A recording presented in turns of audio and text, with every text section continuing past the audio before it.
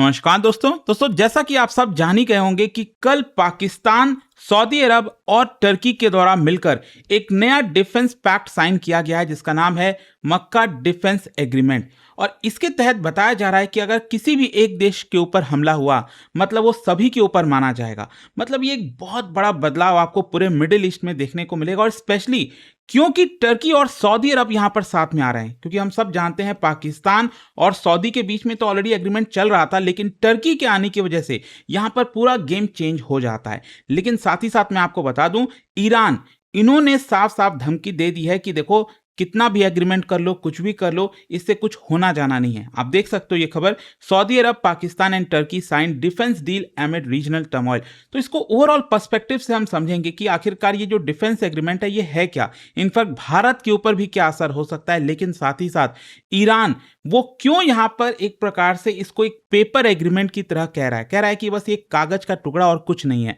चलिए शुरुआत करते हैं, लेकिन उससे पहले आप सबको बता दूं, स्टडी आईक्यू पर अगर आप यूपीएससी की तैयारी करना चाहते हैं, हमारा जो नया बैच है दोस्तों वो स्टार्ट हो रहा है, जिसके अंदर आपको कंप्लीट प्रिपरेशन, और जब मैं कंप्लीट कहता हूं मतलब प्रीलिम से लेकर इंटरव्यू तक की तो तैयारी आपको मिलेगी। आपको 1-to-1 mentorship, test series, revision, ये सब कुछ कराया जाएगा। हम स्मार्ट मॉडल लेकर आए हैं जिसके तहत यहां पर आपका प्रॉपर असेसमेंट डैशबोर्ड के थ्रू आप ट्रैक कर सकते हो। कोई भी अगर आपको डाउट है, प्रॉब्लम है, ये फोन नंबर दिया है, इस पर कॉल करिए, यूज करिए कोड अंकित लाइव मैक्सिमम डिस्काउंट के लिए। चलिए शुरुआत करते हैं। सबसे पहले देखते हैं कि हुआ क्या है। जैसा मैंने आपको बताया, कल 7 अगस्त को Mecca joint defence agreement Pakistan, Saudi Arab और टर्की के द्वारा साइन किया गया।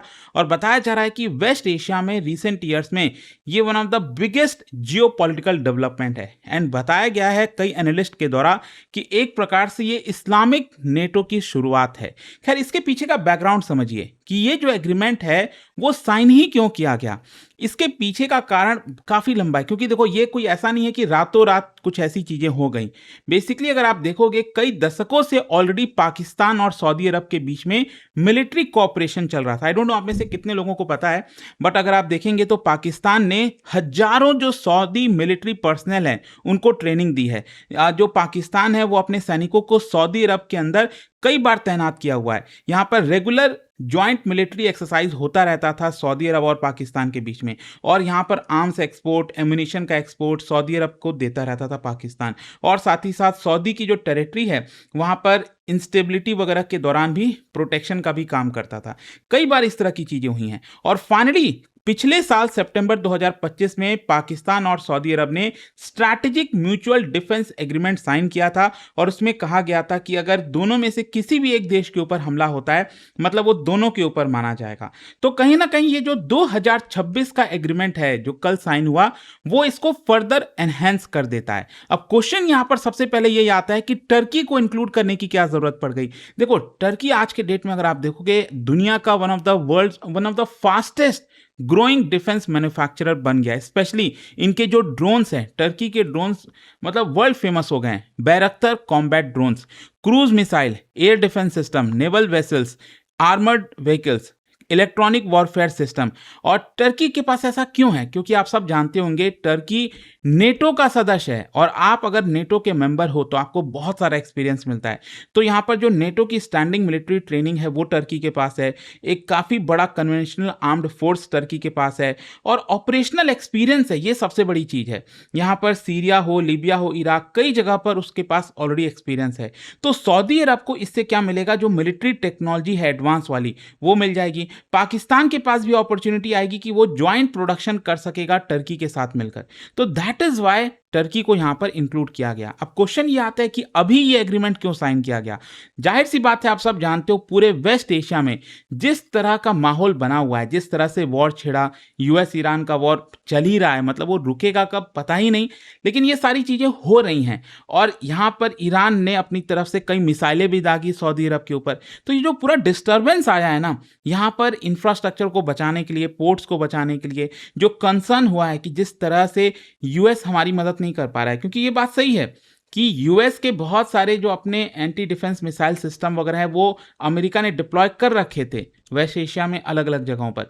लेकिन जब ईरान ने हमला किया, क्या वो बचाने में कामयाब रहा? पूरी तरह नहीं रहा। कुछ हद तक बहुत सारे जो ईरान की मिसाइलें हैं उसको तो ख़त्म कर दिया होगा, लेकिन बहुत से ऐसे ईरान के जो मिसाइल्स थे वो सऊदी अरब, बाकी के देशों को काफ़ी नुकसान पहुँचाए। एंड इसलिए सऊदी अरब को समझ में आ गया कि सिर्फ़ यूएस के ऊपर हम डिपेंड नहीं हो सकते। सो दैट इज़ व्हाई ये जो चल रहा है ना इस समय माहौल, उसको देखते हुए ये जो एग्रीमेंट है वो मायने रखता है। अब क्वेश्चन यहाँ पर ये आता है कि एग्रीमेंट में क्या-क्या चीज़ें हैं? देखो, ऑफिशियल स्टेटमेंट के आधार पर आप देखोगे सबसे पहले कलेक्टिव डिफेंस की बात कही है। मतलब इसका सबसे इंपॉर्टेंट पार्ट ये है कि अगर आर्म्ड अटैक होता है किसी एक मेंबर के ऊपर, वो सभी के ऊपर माना जाएगा। मतलब सभी साथ मिलकर उस देश के ऊपर अटैक करेंगे। तो ये काफ़ी हद तक जो नेटो का आर्टिकल 5 है उसकी तरह आपको देखने को मिलेगा। ऑल्दो आप कह नहीं सकते कि एग्ज़ैक्टली ये नेटो जैसा है, क्योंकि नेटो तो बहुत बड़ा है ना, 30 से ज़्यादा देश हैं, बहुत कुछ होता है उसके अंदर। वो चीज़ें अभी नहीं हैं, लेकिन उस तरह की चीज़ें आपको इसके अंदर देखने को मिलेंगी। फिर इसके अलावा इंटेलिजेंस शेयरिंग, मतलब जो कंट्रीज़ हैं वो आपस में मिलकर counter terrorism intelligence, military intelligence, maritime domain awareness, ये सारी चीज़ों को इंप्रूव करेंगे। मिलिट्री जॉइंट एक्सरसाइजेस चलेगा, मतलब यहाँ पर रेगुलर बेसिस पर जो मिलिट्री के एक्सरसाइजेस होते हैं वो यहाँ पर तीनों देश करा करेंगे। और साथ ही साथ सबसे इंपॉर्टेंट है डिफेंस इंडस्ट्रियल कोऑपरेशन, चाहे वो ड्रोन का प्रोडक्शन हो, मिसाइल टेक्नोलॉजी हो, वो सारी चीज़ें साथ मिलकर प्रोड्यूस करने की कोशिश करेंगे। तो ये इस पर्टिकुलर एग्रीमेंट का पार्ट है। अब क्वेश्चन यहाँ पर यह आता है कि हर एक मेंबर का रोल क्या होगा, उसका इंपॉर्टेंस क्या है। देखो, अगर हम पाकिस्तान की बात करें तो उसके पास न्यूक्लियर वेपन है, बैलिस्टिक मिसाइल है, लार्ज एक काफ़ी बड़ी स्टैंडिंग आर्मी है, मिलिट्री लीडरशिप का एक्सपीरियंस है, काफ़ी कुछ आप कह सकते हो। एंड सबसे बड़ी चीज़ है कि पाकिस्तान इकलौता ऐसा nuclear armed Muslim majority country है, तो उसके आने से बाकी देशों को फ़ायदा मिल सकता है। फिर इसके अलावा सऊदी अरब की अगर हम बात करें तो सबसे बड़ी बात है कि उसके पास बहुत सारा पैसा है, डिफेंस बजट काफ़ी बड़ा है, इन्फ्लुएंस है अरब और इस्लामिक वर्ल्ड में, कंट्रोल है कई की एनर्जी इंफ्रास्ट्रक्चर के ऊपर, तो वो सब बेनिफिट सऊदी अरब लेके आ रहा था। और जहां तक टर्की का सवाल है तो एक तो सबसे बड़ी बात है नेटो का एक्सपीरियंस है उसके पास, डिफेंस इंडस्ट्री है काफ़ी ज़्यादा खुद की बनाई हुई, ड्रोन टेक्नोलॉजी, कन्वेंशनल मिलिट्री काफ़ी स्ट्रांग है, एंड यहाँ पर यूरोप का ब्लैक सी का सारा एक्सेस आपको देखने को मिलेगा। तो दैट इज़ वाई ये जो तीनों देश हैं, एक फाइनेंशियल स्ट्रेंथ लेकर आता है, एक मिलिट्री कैपेबिलिटी लेकर आता है, टेक्नोलॉजी लेकर आता है, स्ट्रैटेजिक ज्योग्राफी, तो ये सारी चीज़ें ये तीनों देश मिलकर ला रहे हैं। दैट इज़ वाई ये इनका आपको अहम रोल देखने को मिलेगा अलग अलग देशों का। लेकिन इन सभी देशों में जैसा मैंने आपको बताया जो सबसे इंपॉर्टेंट पार्ट है वो है न्यूक्लियर डायमेंशन। और कहीं ना कहीं अगर आप देखोगे ना, जितने भी इस्लामिक कंट्रीज हैं वो काफ़ी हद तक पाकिस्तान को अपने साथ इसीलिए लाना चाहते हैं कि पाकिस्तान उनको एक न्यूक्लियर जो अम्ब्रेला है, वो एक न्यूक्लियर संरक्षण है, वो देने की कोशिश कर सकता है। एंड दैट इज़ वाई अगर आप देखिए तो पाकिस्तान का रोल इसके अंदर काफ़ी बड़ा हो जाता है। लेकिन सवाल अब ये आता है कि क्या अगर कल के डेट में ईरान हमला करता है सऊदी अरब के ऊपर, तो क्या पाकिस्तान न्यूक्लियर बॉम्ब फोड़ देगा क्या ईरान के ऊपर? आसान नहीं है, इस तरह से चीज़ें नहीं होती हैं। और इसीलिए अगर आप देखोगे तो ईरान ने साफ साफ वार्निंग दे दी है कि ये बस एक पेपर एग्रीमेंट है। यहाँ पर आप देख सकते हो जो ईरानियन एमपी हैं इब्राहिम रज़ई, वो एक मेंबर हैं ईरान के पार्लियामेंट के national security foreign policy commission के, तो उन्होंने यहाँ पर लिखा कि सऊदीज मस्ट नो, सऊदी अरब को ये बात पता होनी चाहिए कि अगर आप कोई कागज का एग्रीमेंट कर देते हो टर्की और पाकिस्तान के साथ मिलकर, तो इसका मतलब ये नहीं है कि आपको सुरक्षा मिल गई, सिक्योरिटी मिल गई। मतलब आप वन साइडेड डिपेंडेंस इतने सालों तक रखे थे अमेरिका के साथ, उसका क्या हुआ? मतलब ईरान यहाँ पर टॉन्ट भी कर रहा है कि आपने तो अमेरिका का संरक्षण लिया था, उससे हुआ क्या? कुछ नहीं, हमने आपके ऊपर हमला किया, आपको इतना नुकसान हुआ।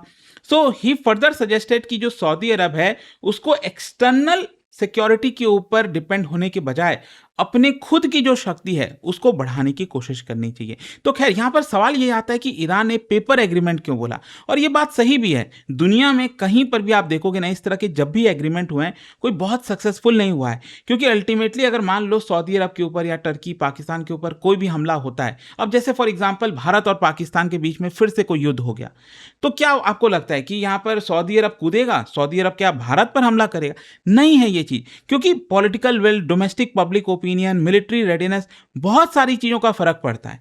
And Iran is there for arguing कि यहाँ पर बस आप एक सिग्नेचर कर दोगे कागज़ के टुकड़े पर और सोचोगे कि आपको सुरक्षा मिल गई, ऐसे होने वाला नहीं है। इसीलिए ईरान ने इसको पेपर एग्रीमेंट बोला है। दूसरा यहाँ पर याद दिलाया है सऊदी अरब का जो एक्सपीरियंस रहा है अमेरिका के साथ। इतने लंबे समय से अमेरिका ने सऊदी अरब को सुरक्षा दी है। अमेरिका का मिलिट्री बेसिस सऊदी अरब के अंदर है, डिफेंस सिस्टम डिप्लॉयड है, आर्म्स सेल होता है। लेकिन अल्टीमेटली जब अभी युद्ध चला तो उसमें ईरान सक्सेसफुल हुआ सऊदी अरब के ऊपर टारगेट करने में, चाहे वो मिसाइल से हो या फिर ड्रोन से हो। तो मैसेज यहां पर क्लियर था।